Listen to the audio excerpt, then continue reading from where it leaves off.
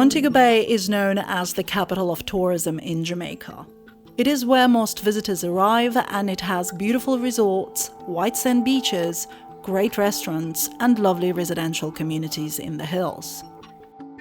But on the 28th of October, it was badly hit by Hurricane Melissa, which caused catastrophic damage to infrastructure, businesses and homes, and affected about 100,000 residents.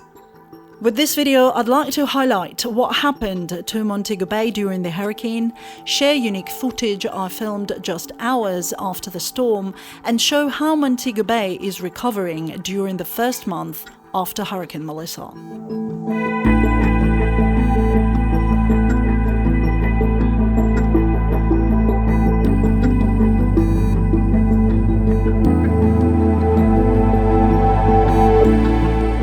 My name is Irina. I'm a journalist originally from Ukraine, but I've been a Jamaican resident for the last 11 years, and 9 of them I spent in Montego Bay.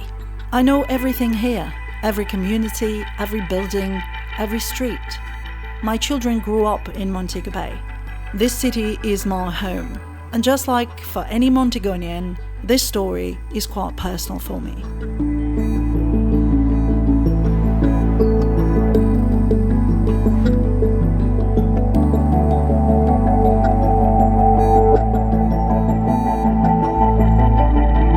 The forecasts before Hurricane Melissa were very inaccurate. Most projections showed the storm either passing closer to Kingston or going far to the west, and in both cases Montego Bay was expected to be spared. So while people here were preparing, many did not expect a direct hit.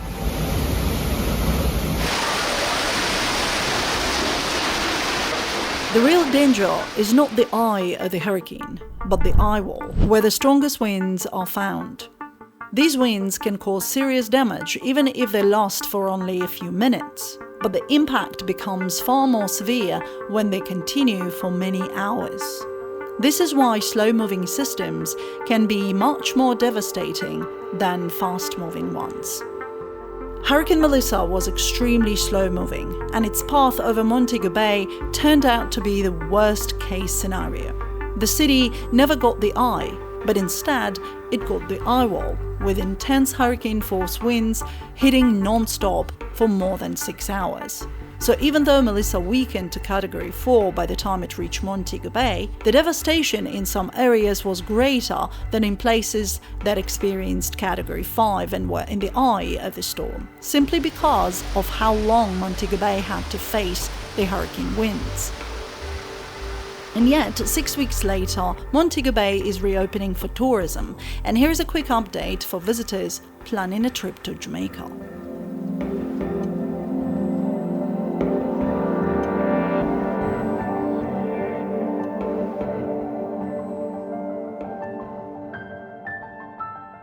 Yes, the airports are open, and yes, there are resorts and Airbnbs that are fully operational, including the ones in Montego Bay. There are also tourist attractions that are now reopening and are ready to welcome guests. Despite the hurricane, many places in Jamaica sustained only minimal damage. Some were not affected at all, and even those that are still recovering are planning to reopen in December or early next year.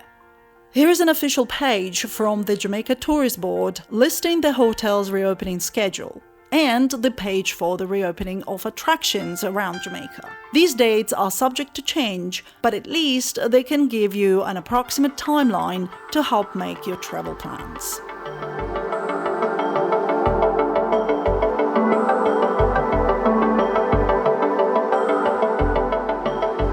So to understand the overall situation in Montego Bay, we can look at this map. Technically, Montego Bay is just this area here, but people who live in all of these communities would also refer to them as parts of Montego Bay. This is the downtown with the city centre around Sam Sharp Square, and here is the A1 highway, which stretches along the coastline.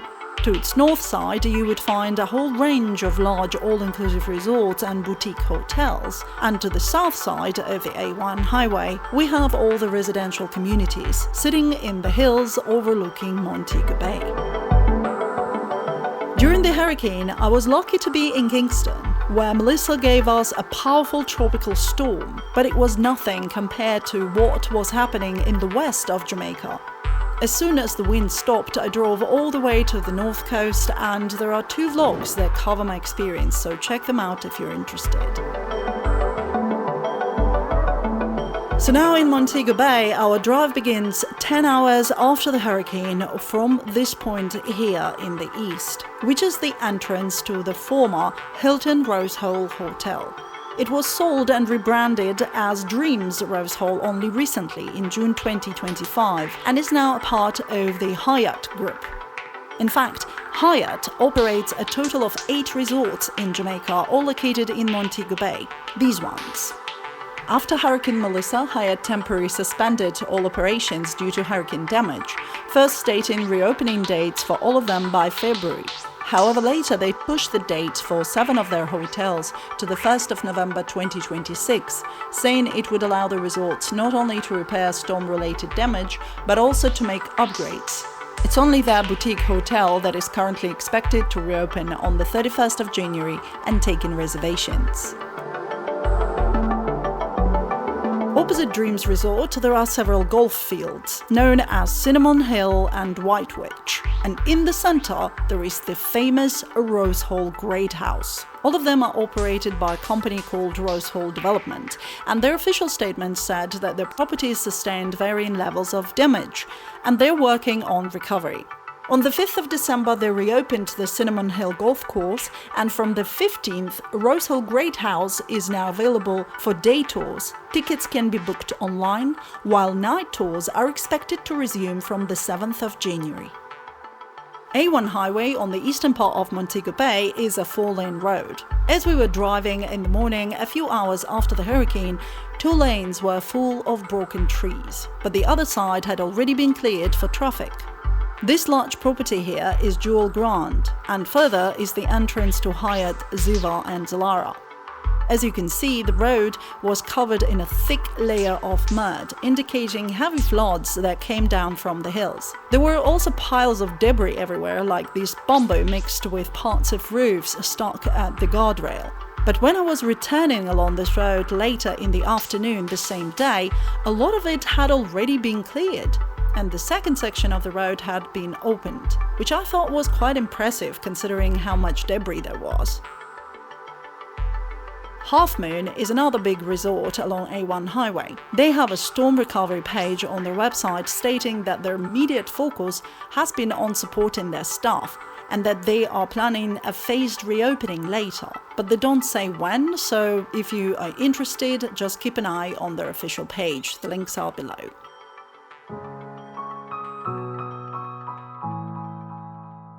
And this is the entrance to Half Moon Golf Club. As you can see, a lot of their palm trees lost their tops, and unfortunately there was also structural damage to quite a few buildings. I understand that some of my audience might not be particularly interested in golf, but this is just to demonstrate the overall picture of what the area looked like the next morning after the hurricane. And around then was the moment when I realized that there was a professional problem for me to solve. I had a rented car, which was provided to me by my friends from Ucals Car Rental. Wonderful people, and I have a couple of videos featuring them on my channel. However, a small rented car was completely inappropriate for driving in such conditions. I did try to go into one of the residential communities just above the golf club called Spring Farm, but the car just couldn't make it because of all the mud further up the hill. But even back on the main road, there was so much debris that no matter how careful I was, and luckily I did not damage the car, I still ended up having a flat tire. But more importantly, if I couldn't even make it into the hills of Montego Bay, I had no chances of reaching places like Black River or anywhere in the south coast or in the mountains, unless I could find a proper four-wheel drive vehicle. And that's why I'd like to take a moment and give special thanks to our mobility partner who kindly agreed to help with this series, Toyota Jamaica. Because of their support with providing the best possible vehicle for such a situation, Toyota Hilux, I was able not only to finish filming in Montego Bay a few days later, but also reach even the most remote communities despite all the debris, all the floods, and the severely damaged roads. So huge thanks to Toyota Jamaica for making this work possible.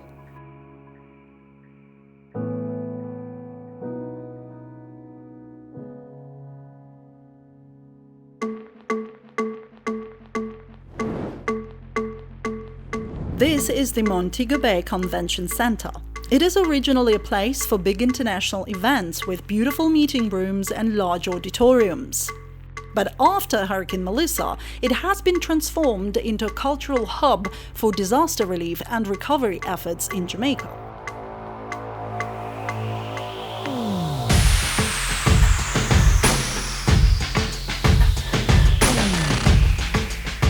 Together with World Central Kitchen, Ground Force Humanitarian Aid, and Jamaica Tourism Cares, for the last month they've been focused on preparing and distributing essential supplies, including over 40,000 hot meals cooked per day and taken to the affected communities by buses, personal vehicles, and helicopters.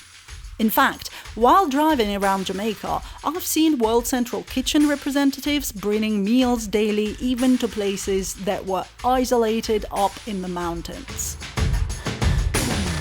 But the coolest thing about them is that they're partnering with different restaurants in Jamaica today, allowing local businesses to continue operations regardless of whether they have guests right now or not. So I'm at Pier One, which is one of my favorite restaurants in Montego Bay. It used to be the place where we would go for birthdays for my kids because they have such nice ambience, they're right by the sea, beautiful. So now of course they were affected by the storm. But you know what they're doing? Let me show you what they're doing. Whoa! Yes, Pier One chefs, we're boxing the meals there. Oh wow! Yeah, so you know, I'm Chef Bullins, the executive chef of Montego Bay. Guess what? I'm here working like hell, man, to fix the food. So what we're doing, we're cooking like thousands of food, distributed in all over Jamaica, where all the people are at shelters, and we are doing a fabulous job here at Pier One right now. These people are the greatest. They are the greatest. So World Central Kitchen contacted us. They're an organization that go to devastated countries, wars, natural disasters. They've set up a team in Jamaica on the island, and they asked us to prepare meals for them to give to affected individuals in damaged communities. It's a parallel program. They do pay for the meals. So it is with their help that we're able to pay the staff and create that energy that can see people seeing the food on the ground. But there are so many shortages now in Montego Bay. There are shortages, and I'm encouraging business owners to, as quickly as possible, get open. Don't be afraid. Try your best to open your business, open your restaurant, open your auto parts, your hardware store. The only way we can get back to normal is by business opening and starting to get life back to normal. Our food is going to Mount Salem, Hard Street, a couple places. They have another kitchen setup that's pushing eastward. And they have, it's not just a one-stop shop.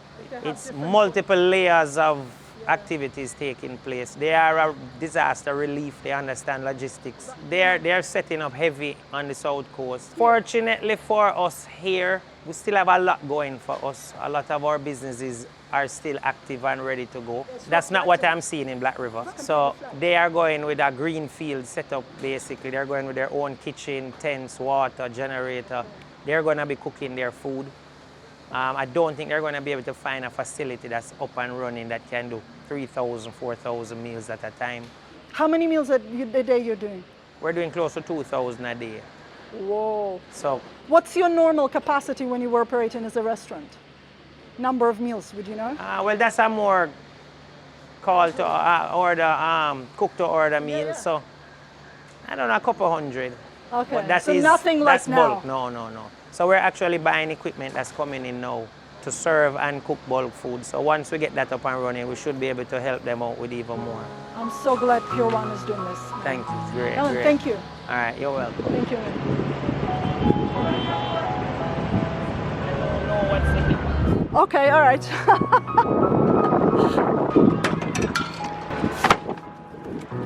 Let's see. These are just some plain tees. They were donated by Tropics. They make clothing here in Montego Bay, a local company. Oh, it's a local company. Yeah, Tropics Apparel. So we got some boxes of these. We know that it might not be a lifesaver, but it might really change your day, taking off a dirty shirt and putting on a clean one. Change your attitude for a bit. So you're doing the good work, so we're trying to support you also. Okay, so now we've got this box of t-shirts that we're gonna take to people around as we're driving. Okay, that's nice to have, isn't it? Pier One Restaurant in Montego Bay reopened early in November and is now welcoming guests. And the box of shirts they donated later came quite useful, especially when I was driving in the hills in the western part of Jamaica, as you will see in upcoming episodes. But now back to the main road.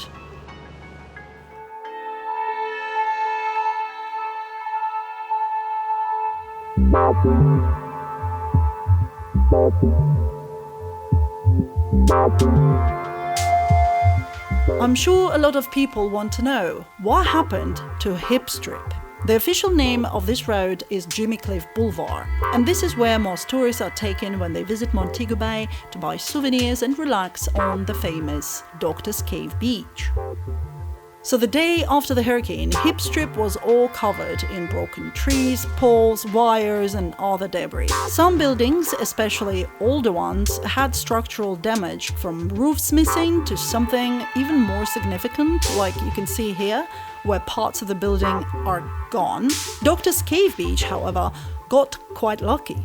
The structural damage was minimal, the roof was mostly intact, but the beach itself was full of debris to the point that we could not even see the sand, and the pier got broken. It took them about a week to clean it up, including in the water itself, and they managed to reopen to the public in early November. Harmony Beach Park is another beautiful place in central Montego Bay, and it has also made a very fast recovery and has been open for a few weeks now, allowing residents and visitors to enjoy this little park oasis and the beach.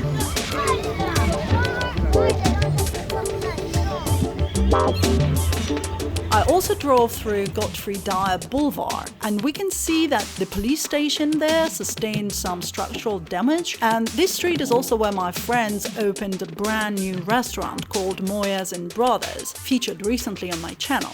It also got hit by the hurricane and it took them a few weeks to fix everything, but they're now already open and welcoming guests.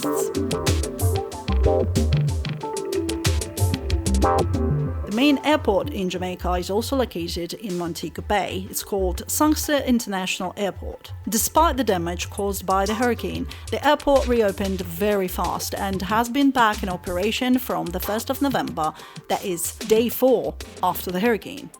It is also important to note that the airport had been going through a lot of reconstruction and upgrades, so some parts that look like damage actually have nothing to do with the hurricane, it's just work in progress due to renovation and expansion of the airport. As I was driving my rented car through Hip Strip and then Howard Cook Boulevard on the day after the hurricane, my main goal was to get to the other side of the city. As I mentioned earlier, I had a flat tire. Of course I replaced it with a spare one, but then what? The chances of having a flat tire again in such conditions were pretty high, and since all businesses were closed and there was no cell service to call anybody, my only solution was to get to a Tyre Shop where I knew the owner lived next door and could potentially help. At that time, I was completely unaware that his community, where I was heading, was one of the most devastated areas by Hurricane Melissa, not just in Montego Bay, but in Jamaica in general. And that community is Catherine Hall. It was not the wind, it's the flood.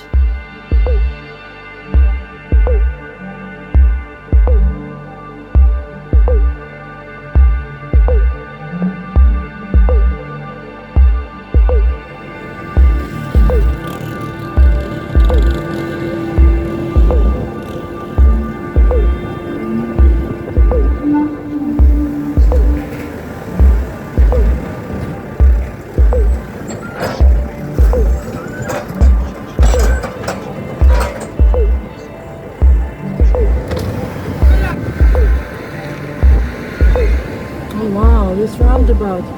It was washed off. This was a big roundabout with oh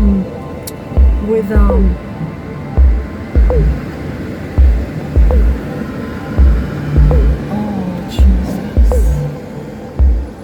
My God, where is this mud from? Is it the flood? And it's so bad. What happened was that everything was okay. John's All, Tucker Irwin, St. Orange, Over River, all those rivers up that side. Spring Mount, John's All normally came into Barn River, but Barn River couldn't accommodate all of those waters. So what happened, it overflowed the banks. So once it's overflowed the banks, it take over the main road coming down here.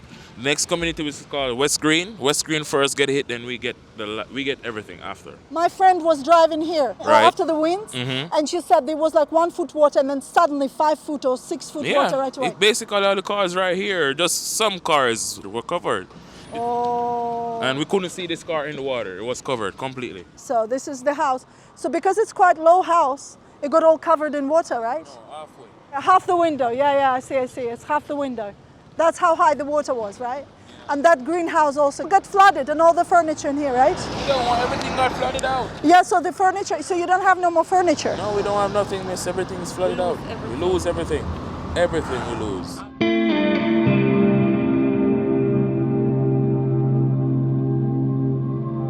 In one of my videos about preparation for Hurricane Melissa, I mentioned that statistically flood is the most dangerous part of the hurricane in terms of the number of claimed lives. It's because the winds present immediate danger and people usually prepare and are very careful, while flood can come totally unexpected and be so rapid that it can trap people in their homes. But the worst thing is that the flood is not water, it's liquid mud with debris. In this case, it covered a large area, and the power of it was so strong that it pushed through every house, slammed into a concrete wall, destroyed it, and went into the sea. And yes, the sea is now all clear and beautiful like ever, but the first few days after the hurricane, it was this kind of muddy marshland. When I came to Catherine Hall again a week after the hurricane, I was looking at all the private homes, all the vehicles, furniture, appliances, clothes, everything covered in a thick layer of mud, thinking, the people here still have no running water, so they can't even begin cleaning up any of this. Because most media attention was focused on the south coast of Jamaica, which had many areas with catastrophic damage, all the help from international organizations was mainly heading there first. As a result, Montego Bay communities, including severely affected ones like Catherine Hall, were pretty much left to themselves in the first week. The proper help began to arrive from the 4th of November, and it was mostly from other Jamaicans. The local government sent equipment and services to clean up the area, several Jamaican companies came to help as well, and the only international organization we saw there was Strategic Response Partners, who were on the ground helping with the cleanup.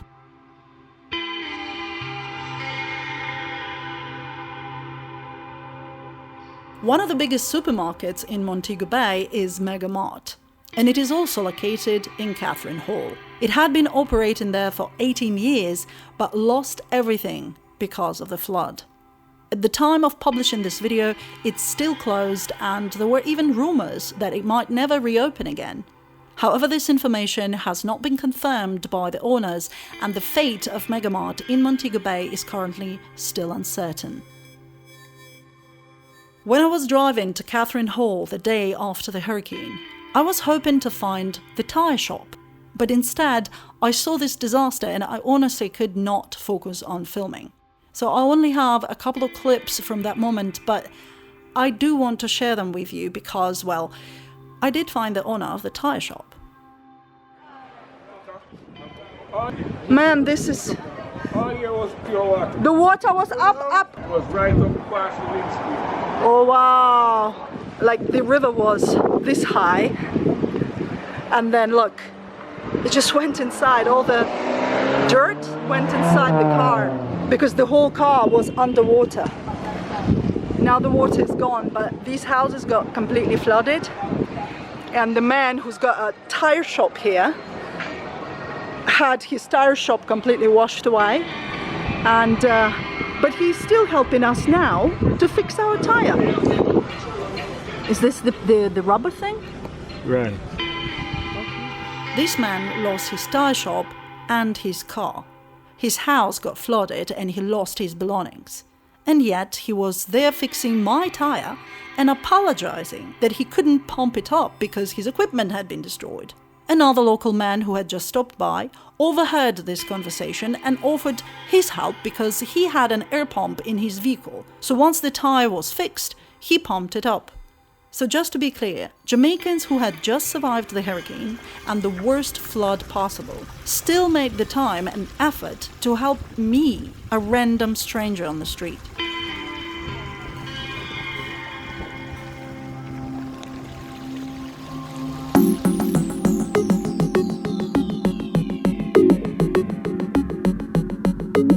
After fixing the tire, I had to find a way to fuel up the rented car, and all gas stations had problems. Either they had no fuel, or the pump system couldn't work because of all the damage, or they had no generator for power. So all of them were closed, except one that managed to reopen around 2 p.m. the day after the hurricane, and it was TotalEnergies in Ironshore. I was really happy to see that because fuel shortages were one of the main challenges in the western part of Jamaica, especially during the first week after the hurricane. Even when the roads were cleared, some people still couldn't travel to get any supplies because they didn't have enough fuel. Me personally, to keep filming for this channel, I have to drive a lot. And after the hurricane, I had to revisit every parish, which means a lot of fuel, and I wasn't even sure if I could afford it. That's why I decided to try my luck and directly reached out to TotalEnergies, and I'm really grateful they agreed to help. Thank you, bye-bye. TotalEnergies is a global integrated energy company serving about 120 countries, and they are a leader in their industry in Jamaica with the biggest network of service stations all across the country. And they also happen to have top quality oil. I know because this is the company whose service I've been using during all 11 years I've been in Jamaica. So of course, if you're ever driving in Jamaica as a resident or a visitor renting a car, make sure to pay attention to where you get your fuel, oil and other car care products. In my case, it's always TotalEnergies, and that's why I reached out to them and why I genuinely appreciate this opportunity to big them up.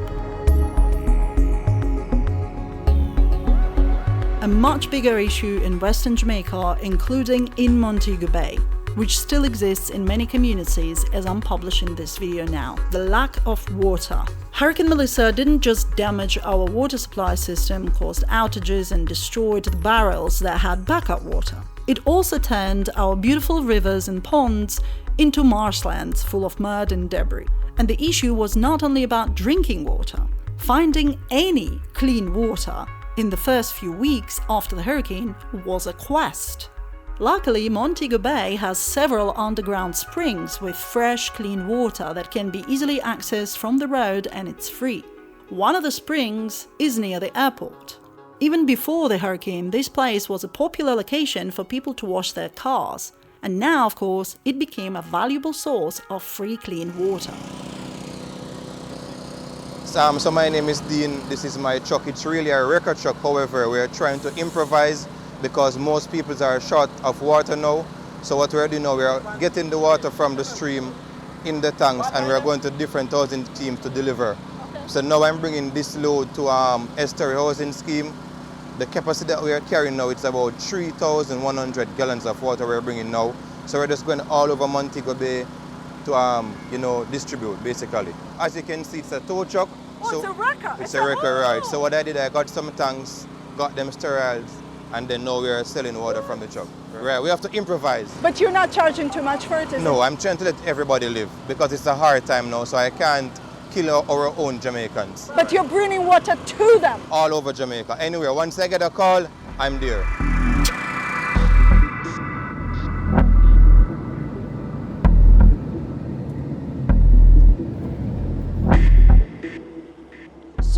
there are 3 springs in Montego Bay where we can get water.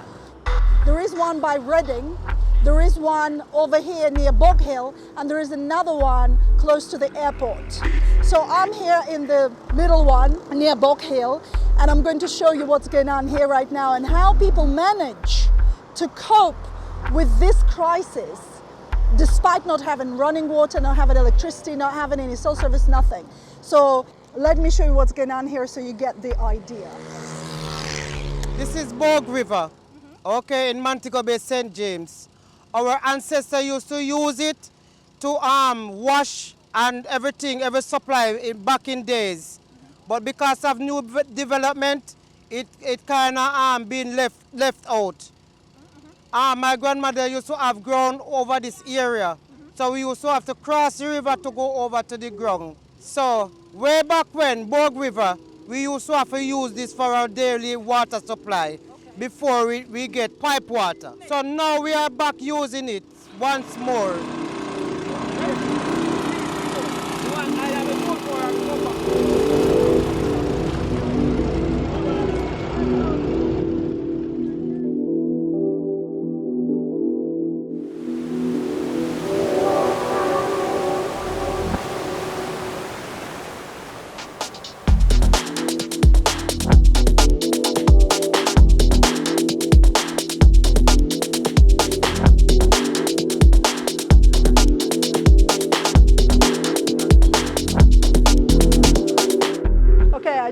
Here for a moment just to show you that JPS is working on the road. Like as I've been driving, JPS is like all over the place. They're just fixing the poles, and you see the thing is, because the damage is so extensive, they have to be extremely strategic. They can't fix everything right away, obviously. So the first priority would be the water pump, because they want to make sure people get water first. So they're fixing the electricity that goes to the water. Then they're fixing the electricity poles and the main areas that give electricity to hospitals, to all of the essentials, and only then they're going to start fixing the stuff for the communities, just residential communities. Because obviously, as you understand, unless they get the electricity going to the pump, the water pump, we're not going to have any water. So of course, they have to make sure that they get the water pump going first before they do anything else.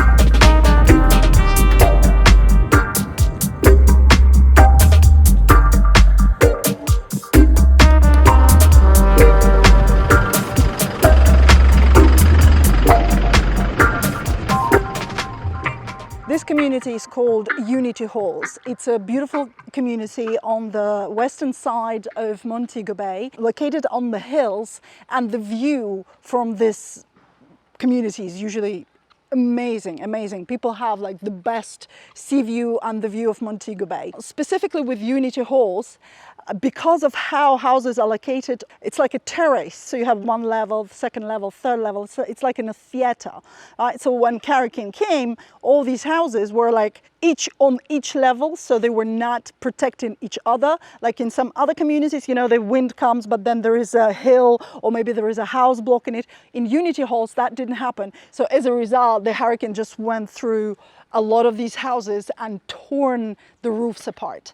I'm filming this part on the 5th of November. They still have no cell service or electricity or water here. And I want to show you a few houses just to make a point about roofing in this area and about the damage that's been done to the properties here. So you would see some parts of the roof is gone, or sometimes what you see is that the roof is in place and it looks all right. You would think that the house did really well through the hurricane, but in reality, it didn't. You see this yellow house here?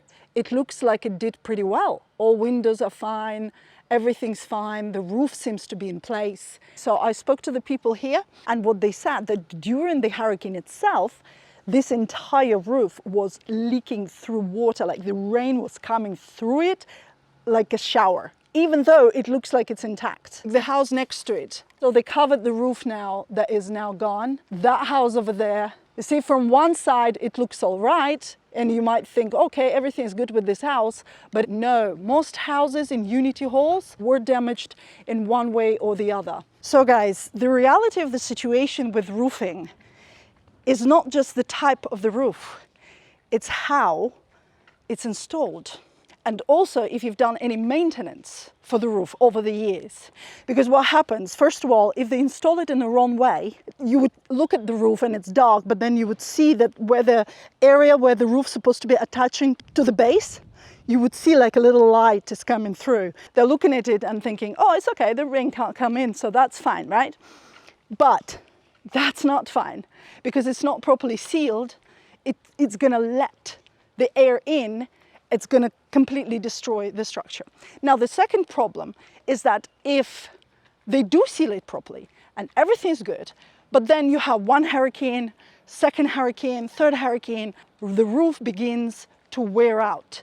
And once it starts wearing out, when the big hurricane again comes, that's the last drop that makes the roof fly off. So yeah, when building a roof, making sure it's installed properly, then making sure it's sealed properly, and then also making sure it's maintained properly. And this is something people never do. You know, you put the roof, that's it, done. You know, you don't maintain it. So the good example here, right? Now, because this house had a brand new roof installed, from what I've been told, they really don't have that much damage. You can see at the top, it curls a little bit from that side, but other than that, it looks fine. The same kind of hip roof in a house over there, I'm going to show you. And it looks all right, but on the opposite side, it is damaged. You can see the blue thing sticking out now because they covered it. And that piece of roof is right here. Anyway, I have 3 best friends in Jamaica, and one of them lives in Unity halls. So I'm gonna try to find her because I haven't been in touch with, well, I sent her a message, but she never replied back and it's not delivered. So I'm trying to find her here. I've known her since 2015, like we've been friends for 10 years now. And I'm not worried that much about her because I know that she and her husband and her family, they're very, you know, her husband is a fisherman. He knows like everything, how to handle the wind for sure. But yeah, it is, now I'm looking at the Unity Halls community in Montego Bay. It's just pretty devastating. Anyway, let me drive through this community a little more and show you around.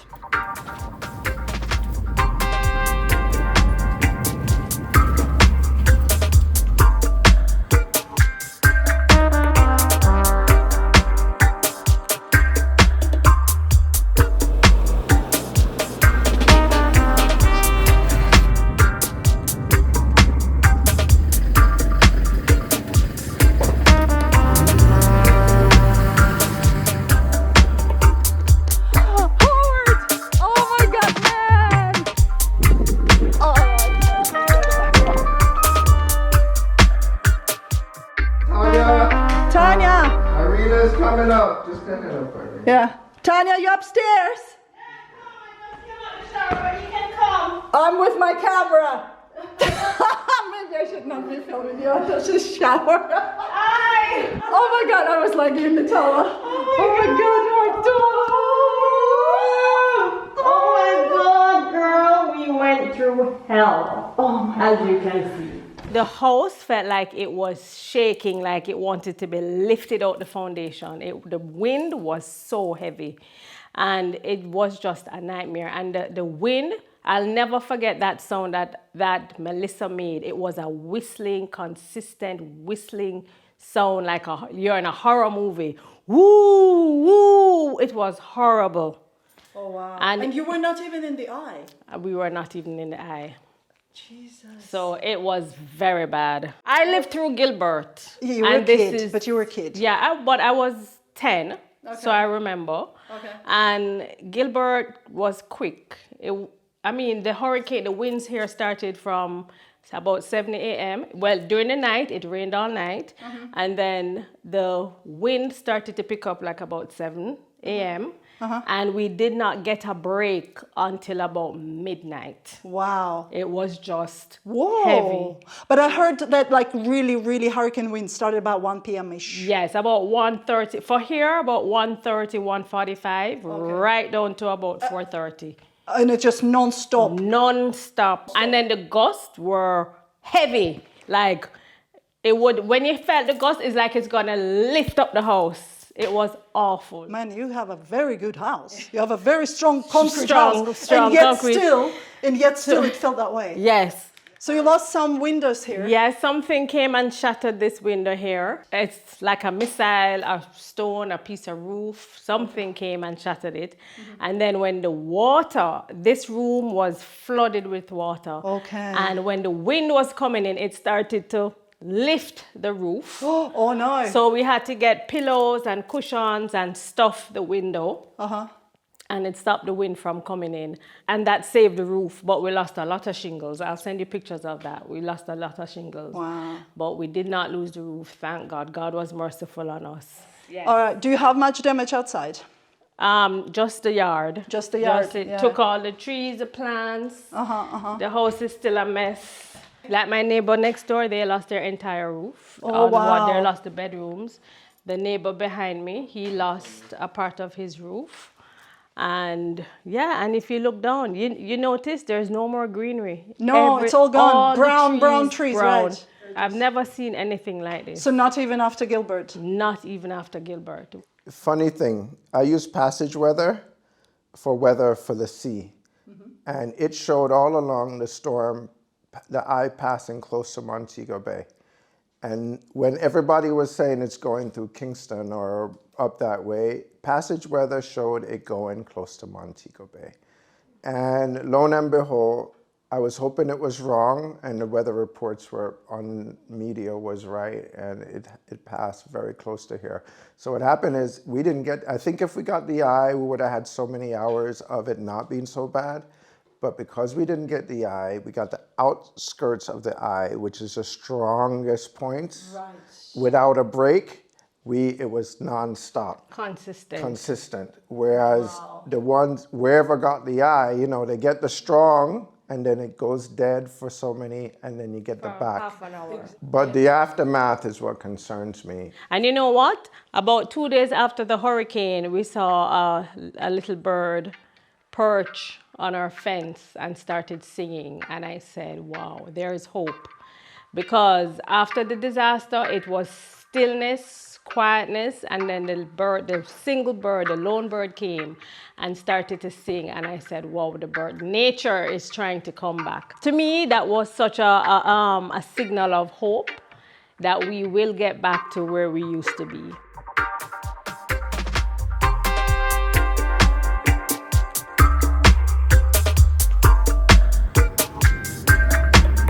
I'm using Unity Hall as a detailed example of what happened, but the reality is that all communities in the hills over Montego Bay have a rather similar situation. Some houses survived pretty well, but many are missing roofs, have broken windows and doors, and more serious structural damage. And of course, it's taken weeks to clear up all the trees, poles, and wires that have been downed by the hurricane.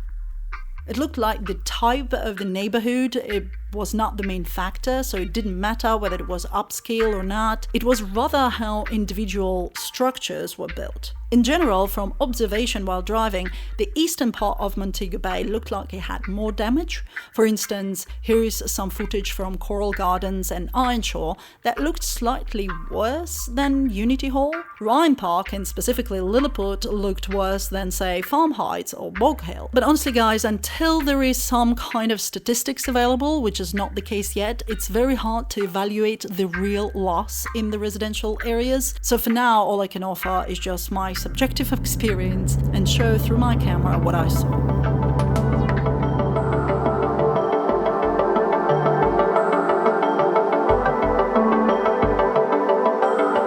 It's interesting though that while many buildings up in the hills got hit pretty hard, the ones that are in the middle between the hills and the coastline are in much better shape.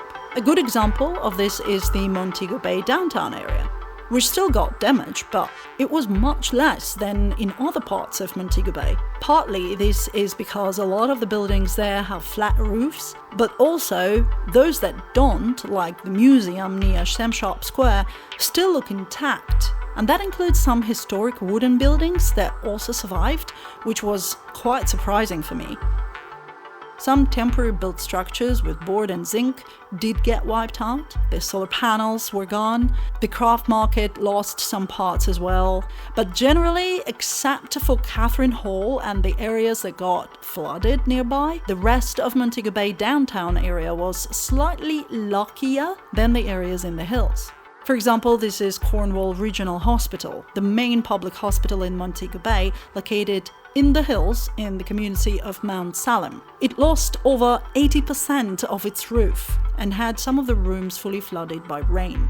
The staff made an effort to continue essential care despite the damage, and the good news is that only 3 weeks after the hurricane, the roof was fully restored, allowing a return to at least minimal operating capacity in some wards. This project was funded by Médecins Sans Frontières, or Doctors Without Borders, which is an international independent humanitarian organization that provides emergency medical support to countries affected by disasters. And since the hurricane, they've been closely collaborating with the Ministry of Health in Jamaica, and hence the result.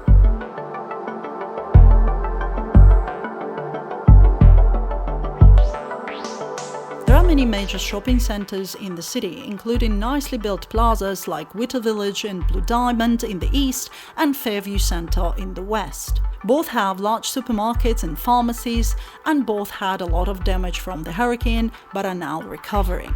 This is me driving through Witter Village the next day after the hurricane. Everything was closed and remained closed for a week or so. But even when shops reopened, because of the absence of electricity, many were forced to operate cash only, while banks and ATMs were down, leaving some people with no way to get cash. At some point, the demand for goods in the supermarket was so high that there was a line outside, making people wait for their turn to come in and do shopping. Ironically, there was a shopping center in Montego Bay that was open, stocked up with supplies and fully operating from the 2nd of November. That is day 5 after the hurricane. But there was no way to let the wider public know at the time because there was no communication, no internet, no cell service, nothing. This is a new center that is built in Montego Bay, and it's called Harbour City Center, I believe. And it's just a set of shops that is open right here in Montego Bay. So this supermarket is open now. It's got everything. Wait a minute. This supermarket opened on Sunday, so now people can come here and like all the essential supplies are here, the food is here. So luckily, at least one shop is fully operating from Sunday. That's good. 876 Chain Fashion. Okay, and they're providing the charging station for anyone who needs. Really cool, really cool. How awesome is that? This is brilliant. It's fantastic. So anyone who's shopping in this plaza, there is a charging station. Then they have a working supermarket over here. And then there's plenty of shops here. So you drive through Montego Bay and you see communities like in complete devastation, like Catherine Hall, right? Bog Hill, like they're all in very bad shape.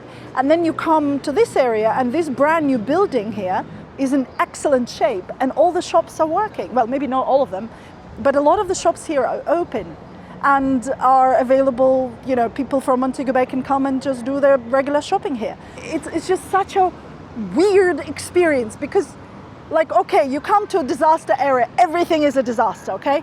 But in Montego Bay, that's not the case. It's localized damage. You would have a lot of damage in some areas, and then some other areas are like nothing happened.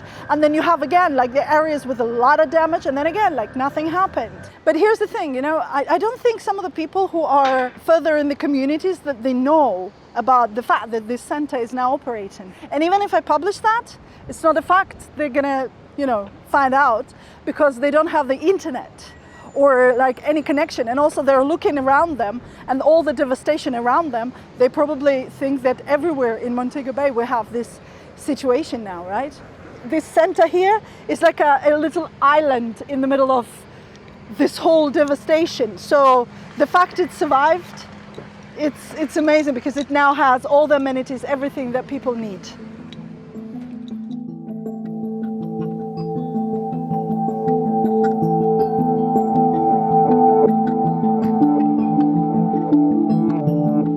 I'd like to end this video with a short story about my friend who had been missing for 3 days but luckily was found alive. This peninsula is called Freeport, and this is where we have the cruise ship terminal, several hotels, Airbnbs and luxurious villas. This is also where Montego Bay Yacht Club is located, and on the day after the hurricane, when I was still looking for a gas station, I came here hoping that someone with a boat might have some fuel for me to buy. The building of the yacht club had a lot of structural damage. Parts of the pier were broken and floating. But more importantly for me, I saw some boats wrecked on the shore, and I could recognize 2 of them. Both belonged to my friend Caroline Barrett, who you might remember from the video on my channel. And on the way back, I saw her abandoned car at the bottom of Catherine Hall community.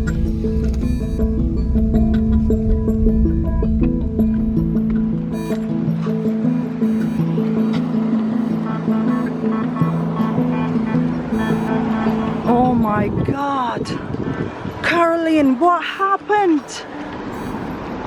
It turned out that during the hurricane, she was on the water, alone, trying to rescue her boats. And guys, she's almost 80 years old.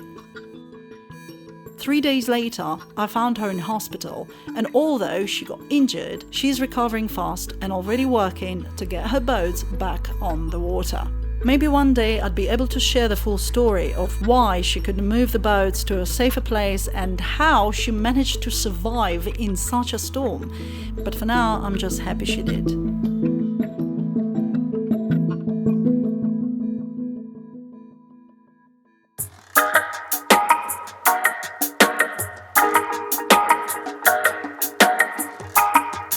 Last time I drove through Montego Bay was on the 2nd of December. The main road and city centre are almost back to normal. Businesses are getting back on track, and Montego Bay is getting ready for the reopening of the tourism season. So if you're planning a holiday, please consider Jamaica as your destination. Because this time your visit will not only give you a wonderful trip, but also become a real contribution to recovery efforts in Jamaica. Montego Bay has done an extraordinary fast recovery, to the point that visitors who come 1 month later see all the poles upright, the roads clear of debris, and the houses with fresh new roofs, and assume that Montego Bay wasn't really hit that hard and have no idea what people here have actually gone through. But they need to know. And that's why I paused everything in my life and dedicated the most crucial first few weeks after the hurricane to driving and documenting the real situation on the ground across the country. Many more episodes have already been filmed and will be published in the upcoming weeks through to the end of January. Thank you so much for watching, and thanks to all the people who have been supporting Jamaica. Special thanks once again to Toyota Jamaica for providing the vehicle for this work, and special thanks to TotalEnergies for providing the fuel to get us on the road. And of course, huge thanks to all our patrons and people who've been helping this project financially. It is only because of your help these videos are now possible. If you would also like to join and support our work, you can do so on Patreon from only $5 a month, or by sending a one-time contribution by contacting me directly or using the links below. Thank you, and I will see you in the next episode, which is coming out very soon. Bye for now.